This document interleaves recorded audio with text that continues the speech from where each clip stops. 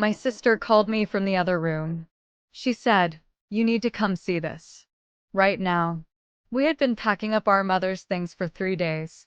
We were tired. We were grieving. We weren't ready for anything new. But there it was. A letter. Sealed. Tucked behind the back panel of her closet. Our names were on the front in her handwriting. By the time you hear the whole story, you'll understand why she never sent it. But let me take you back to where this all began. My mother's name was Diane. She was 59 when she died. Heart attack. Fast. Nobody saw it coming. She had been healthy, or at least that's what we thought. She lived alone in the house where my sister and I grew up. A small two-bedroom on Crescent Drive in Dayton, Ohio. She'd had that house since 1987. After my father left, it was just the three of us. I was 9. My sister Carol was 7. Mom worked at a dental office for 22 years. Same office. Same chair. Same commute. She drove a 2003 Buick LeSabre until the transmission gave out. She never complained. Not once. Every school play, every graduation, every bad boyfriend, she was there. She brought lasagna when Carol had her first miscarriage. She drove 4 hours to sit with me in a hospital waiting room when my appendix ruptured. She didn't say much on that drive. She just came. And when we asked her what she needed, what she wanted, she always said the same thing. She said, "I'm fine. Don't worry about me." We believed her. We believed her every single time. But that was the last thing I understood about my mother. I thought I knew her. I was wrong about almost everything. The funeral was on a Thursday. 61 people showed up. 61. I counted because I needed something to do with my hands. There were people from the dental office. Her neighbor Ruth. A woman named Patricia who said she'd known my mother from a church group I never knew she attended. Patricia hugged me for a long time. She said, "Your mother talked about you two girls every single week. Every single week for 11 years. I didn't know what to say to that. I nodded and moved on. But that number stuck with me. 11 years. Mom had never mentioned a church group. After the funeral, Carol and I drove back to the house. We ordered pizza. We didn't talk much. At some point I walked into Mom's bedroom just to sit in there. The room smelled like her. Like the Dove soap she always used and a little bit of lavender. I opened her closet to find a sweater to keep. That's when I saw the box. It was a shoe box. From a pair of naturalizer flats she'd bought in 2003. I pulled it out thinking it might have old photos inside. It had receipts. Old birthday cards. A program from a piano recital I gave in 1994. And underneath all of that, a white envelope. Sealed. With our names on it. Carol and Lynn. I sat on the floor of her closet, and I just held it. I didn't open it right away. I almost put it back. I wish I could tell you I wasn't afraid. But I was. I brought the envelope out to Carol. She was sitting at the kitchen table with a half-eaten slice of pizza. I set it down in front of her, and she looked at it for a long time without touching it. She said, "When did she write this?" I said, "I don't know." There was no date on the outside. The envelope was cream-colored and a little yellowed at the edges. Carol opened it. The letter was 4 pages. Handwritten. Front and back on yellow legal paper.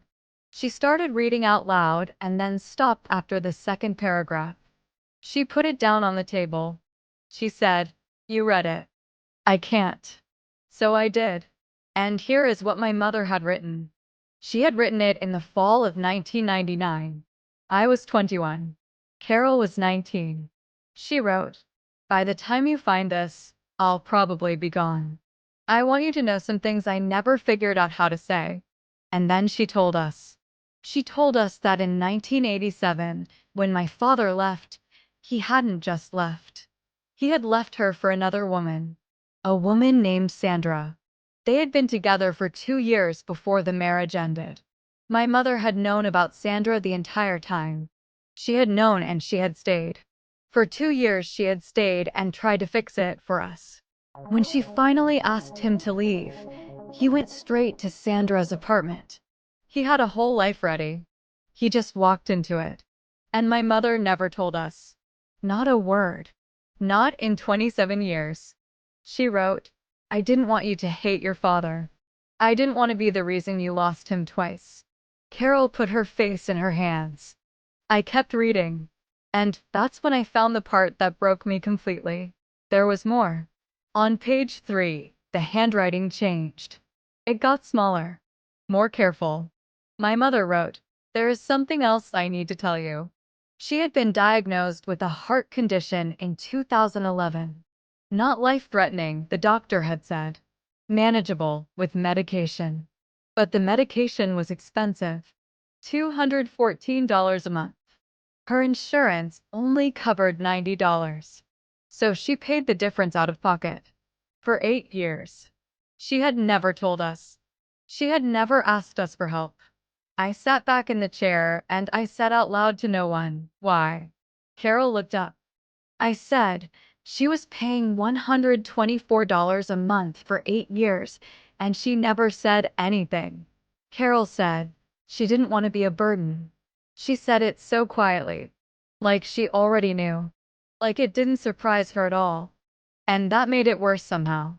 That Carol already knew that about our mother. That we both knew, because it was so completely, perfectly her.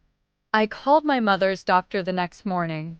Dr. Reyes had been her cardiologist for 8 years. She said, "Your mother was one of the most private patients I've ever had. She wouldn't let me call you. She made me promise." I said, "Was the heart attack related to the condition?" She said, "It's possible the medication gaps played a role. She wasn't always consistent." Medication gaps. That's what she called it. I had to put the phone down. The last page of the letter was short. My mother wrote, "I don't want you to feel guilty. That's not why I'm writing this. I just didn't want these things to disappear with me. I wanted you to know the full shape of my life. Not just the parts that were easy to show you. The full shape of her life." I've thought about that phrase every day since. She wasn't asking for anything. She wasn't angry. She was just finally saying, "I was here. I had a whole inner world. I loved you so much I made it invisible." That's the thing they never tell you about sacrifice. Sometimes the person giving the most is the person you think needs the least. We gave her a funeral with 61 people, and none of us knew her medication cost. None of us knew about Sandra. None of us knew about the church group, or the letter, or the 2 years she held the marriage together alone so we wouldn't lose our father. She gave us everything, and she kept the weight of it entirely to herself. I still have the letter. It's in my nightstand now. I read it sometimes when I think I know someone well enough. I always read it and I always think the same thing. You never know the full shape of someone's life until they're gone. By then, all you can do is hold what they left behind and finally listen.